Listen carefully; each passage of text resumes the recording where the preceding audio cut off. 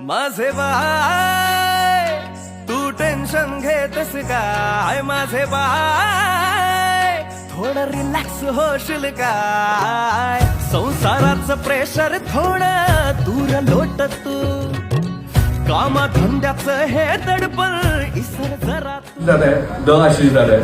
मग त्याच्यासोबत काम करताना मी नेहमी सुरुवात त्याच्या पाया पडून करतो, त्यालाही माहिती आहे. बेधुंद होऊन पया फिरक जरा तू, इसरून साऱ्या जगाला सैर भैर नाच